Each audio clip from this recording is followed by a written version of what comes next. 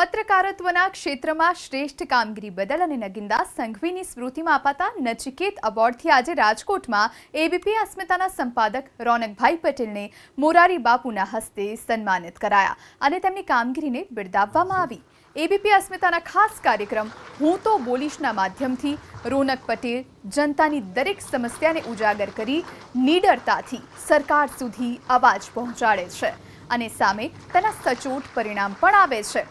આ ઉત્કૃષ્ટ યોગદાન બદલ આજે રામકથાકાર મોરારી બાપુએ તેમને નચિકેત એવોર્ડથી બહુમાનિત કર્યા।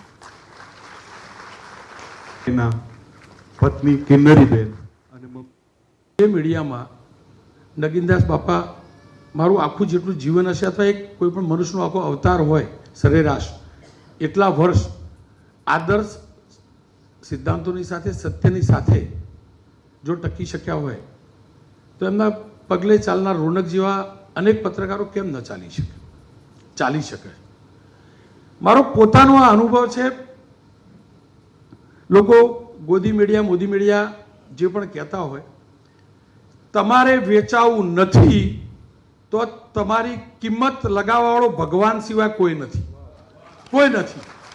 અને મને ગર્વ છે મારા ગુજરાતના નેતાઓ ઉપર, ગુજરાતના વેપારીઓ ઉપર, ગુજરાતના બુટલેગરો ઉપર, ગુજરાતના ગુંડાઓ ઉપર એક પણ વ્યક્તિએ આજ સુધી તમારા દીકરાને ખરીદવાની હિંમત નથી કરી। અને હું ફરીથી કહું છું, સારા વ્યક્તિની કિંમત ન કરે, ખરીદવાની હિંમત ના કરે, પણ આ ગુજરાતના સંસ્કાર હશે। ગુજરાતનો બુટલેગર પણ સારા પત્રકારને ખરીદવાની ક્યારેય હિંમત નથી કરતો, આ હકીકત છે। ગુજરાતના રાજનેતાઓ મોદી મીડિયા ગોદી મીડિયા જે પણ કહેતા હોય આ શાસક પક્ષમાંથી એક પણ નેતાએ મને એમ નથી કહ્યું કે ભાઈ તું આ કેમ ચલાવે, એક પણ નેતાએ નથી કહ્યું।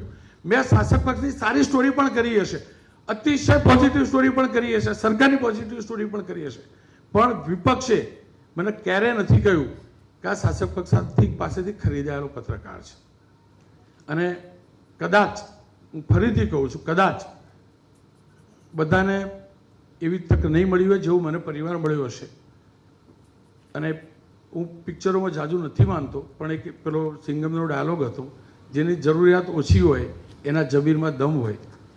અને મેં રિયલાઇઝ કર્યું બાપુ, મેં રિયલાઇઝ કર્યું કે એક પત્રકાર જો પ્રમાણિક રહેવા માગતો હોય, જો સત્યની સાથે રહેવા માગતો હોય, એને કોઈ ખરીદતું નથી, ક્યારેય કોઈ કિંમત લગાવતું નથી। અને આ પ્રદેશમાં તો ક્યારેય નહીં, કારણ કે આ પ્રદેશ બાપુનો પ્રદેશ છે, આ પ્રદેશ સરદાર સાહેબનો પ્રદેશ છે, આ ક્ષેત્ર નગીનદાસ બાપાનું ક્ષેત્ર છે। અને નગીનદાસ બાપાના ક્ષેત્રના વ્યક્તિને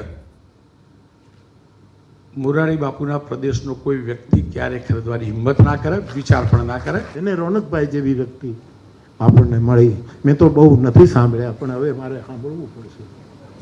આજે હું તો બોલીશ જ, કારણ કે મારી પાસે એવું કોઈ સાધન નથી કે હું કેમ સાંભળું। હું ટીવી નથી જોતો, ટીવી રાખતો નથી, ખાલી જમવા જાઉં ત્યારે ટીવીમાં સમાચાર જોઉં, બાકી મારી કુટિયામાં હોઉં, મારી પાસે એવો ફોન પણ હું રાખતો નથી। પણ હવે હું સાંભળીશ કે આ સરદારને જે ઈશ્વર માને છે એ સરદારનો બંદો શું બોલે છે, કેવી નિર્ભીકતાથી વાત કરી અને કેવી સારી વાત કરી। આવો પ્રતિભાવ બહુ ઓછો મળ્યો છે, એવોર્ડ તો અપાય છે, પણ આવો કે આને હું હાથ નહીં આવવા દઉં, આ નચિકેત એવોર્ડને દાગ નહીં લગવા દઉં। આવો જે આજે સંકલ્પ આપે ધાર એ આપની અભય વૃત્તિનું અમને દર્શન કરાવે છે। આપ ખૂબ આપની પાસે છે એ વહેંચો એવી હનુમાનજીના ચરણમાં પ્રાર્થના કરું।